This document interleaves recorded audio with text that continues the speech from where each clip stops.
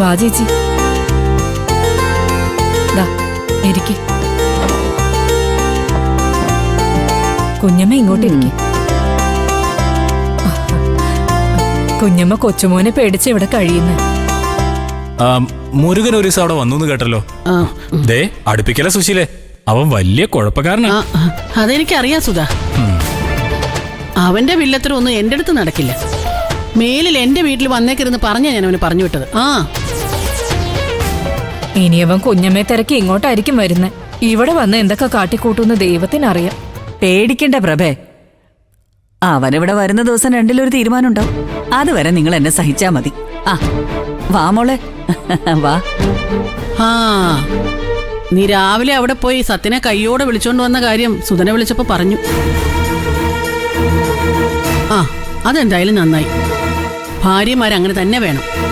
ഭർത്താവിനെ നിയന്ത്രിക്കുന്ന ഒരു ചരട് എപ്പോഴും ഭാര്യയുടെ കയ്യിലുണ്ടാവണം. അനുപമയ്ക്ക് അതിനുള്ള കഴിവില്ലാത്തോണ്ടായിരിക്കും ഇന്ദ്രൻ അവളെ വിട്ട് വേറെ ഇടപാട് തുടങ്ങാൻ പോകുന്നല്ലേ. വേറെ ഇടപാടോ? കുഞ്ഞമ്മേ, എന്റെ മോനെ കുറിച്ച് അനാവശ്യം പറഞ്ഞേക്കല്ലേ. അവൻ അനുപമ ഉപേക്ഷിച്ചെന്നുള്ള സത്യ. പക്ഷെ അവനായിട്ട് വേറെ ഇടപാടൊന്നും പോയിട്ടില്ല. അവൻ ഞാൻ പറയുന്ന പോലെ ജീവിക്കും. അതൊക്കെ എനിക്കറിയാം. പിന്നെ നീ ഏതോ ഒരുത്തിയെ വീട്ടിൽ കയറ്റി പാർപ്പിച്ചു എന്ന് കേട്ടല്ലോ. അവളെ പറഞ്ഞു വിട്ടോ? എന്റെ കുഞ്ഞമ്മേ, നിങ്ങൾ തമ്മിൽ എന്തും പറയാനുള്ള അടുപ്പവും ബന്ധുത്വമൊക്കെ ഉണ്ടാവും. എന്ന് വെച്ച് അതെവിടെ വെച്ചും എപ്പോഴും ഉപയോഗിക്കാൻ പാടില്ല. ഇത് സുശീലയുടെ മകൻ കല്യാണം കഴിച്ച പെണ്ണിന്റെ വീടാ. മരുമോളുടെ വീട്ടിൽ വന്ന സുശീലയ്ക്ക് ആ ബഹുമാനവും മര്യാദയൊക്കെ നമ്മൾ കൊടുക്കണം കുഞ്ഞമ്മേ. അതിന് ഞാൻ മര്യാദ കേടൊന്നും പറഞ്ഞില്ലല്ലോ സുധാ. ഇനി ഞാൻ പറഞ്ഞത് സുശീലയ്ക്ക് പിടിച്ചില്ലെങ്കിൽ ഞാൻ വിട്ടു. നിങ്ങള് ബന്ധുക്കള് തമ്മിലായിക്കോ. എന്റെ അമ്മോ, നമ്മളൊന്നും പറഞ്ഞില്ലേ. ഒന്ന് മാറിക്ക എന്റെ കൊച്ചെ. സുശീല ചേച്ചിക്ക് ഒന്നും തോന്നണ്ട.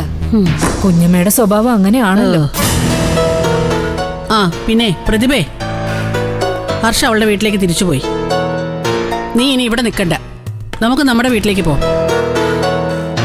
അമ്മ സത്യേട്ടനോട് പറഞ്ഞു. അവനോട് ഞാനെന്ത് പറയാനാ?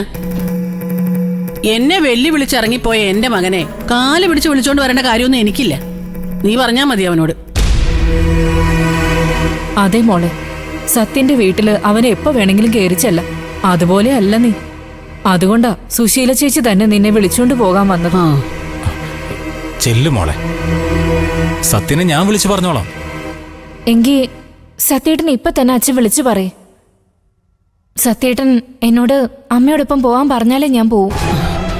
ഓഹോ, ഇങ്ങോട്ട് മാറിക്കേ.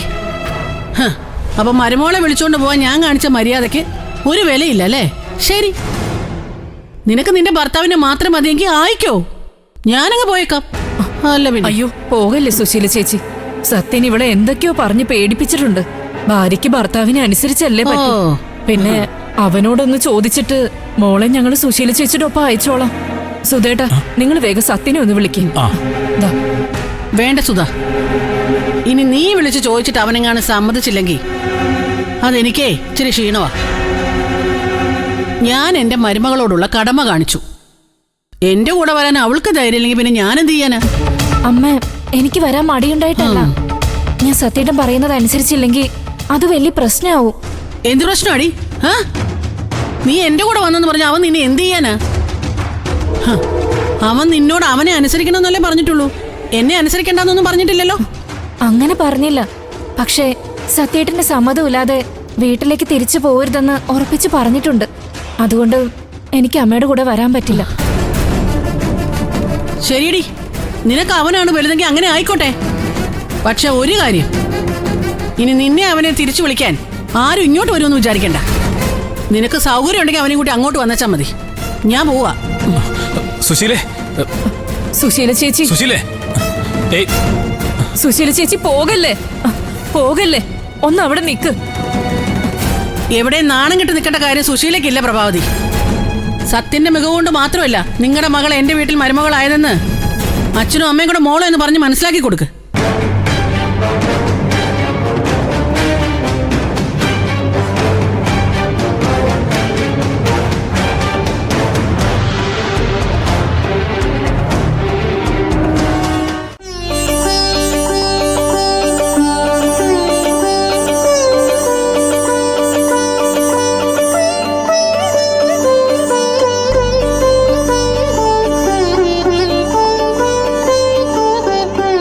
ലക്ഷ്മി,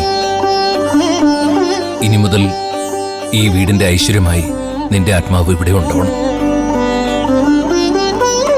നമ്മുടെ അനുമോൾക്കും കുഞ്ഞിനും താങ്ങായും തണലായും ഇനി നമ്മളെ ഉള്ളൂ. ഈ വീട് ഞാൻ അനുമോളെ ഏൽപ്പിക്കാം.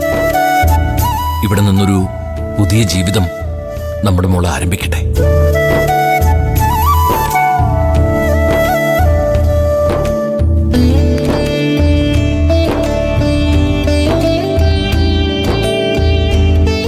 മോളെ, ഐശ്വര്യമായി അമ്മയെ മനസ്സിൽ വിചാരിച്ചിട്ട് ഇത് വാങ്ങിച്ചോളൂ.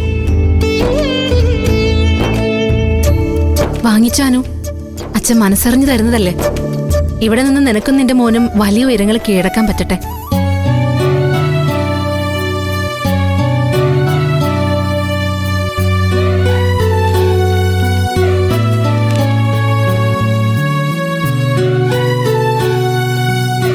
നഷ്ടങ്ങളെക്കുറിച്ചൊന്നും ഇനി മോള് ഓർക്കണ്ട.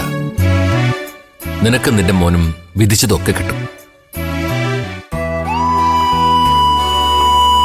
എന്തെങ്കിലും ആഗ്രഹിച്ചിട്ടത് കിട്ടാതെ പോയാൽ അതിന് യോഗമില്ലാത്തതുകൊണ്ടാണെന്ന് ഓർത്തിട്ട് ആശ്വസിക്കാൻ കഴിയണം. നഷ്ടങ്ങൾ എന്നും വേദന തന്നെ അച്ഛ. എന്ന് കരുതി ജീവിക്കാതിരിക്കാനോ സന്തോഷിക്കാതിരിക്കാനോ ഞാൻ തയ്യാറല്ല. എന്റെ വിച്ചുമോന് വേണ്ടി സന്തോഷത്തോടെ തന്നെ ഞാൻ ജീവിക്കും. അത് മതിയല്ലോ. മോൾക്ക് അച്ഛൻ തന്നിരിക്കുന്ന ഈ സ്വത്ത് നിങ്ങളുടെ അമ്മയുടേതാ. ഇതുപോലെ അമ്മയുടെ പേരിൽ ഇവർക്കെല്ലാവർക്കും അച്ഛൻ എന്തെങ്കിലുമൊക്കെ ചെയ്തു കൊടുക്കണം. ഓരോരുത്തരുടെയും ആവശ്യങ്ങൾ അറിഞ്ഞു ചെയ്യാമെന്നാ അച്ഛൻ വിചാരിക്കുന്നത്. എന്താ രഘു, അങ്ങനെ ചെയ്താ പോരെ? മതിയമ്മ. അനുപമയ്ക്ക് എന്തുകൊണ്ട് ഈ വീട് ആവശ്യമായിരുന്നു? ഏറ്റവും ഉചിതമായ സമയത്ത് തന്നെ അമ്മാവനത് ചെയ്ത്.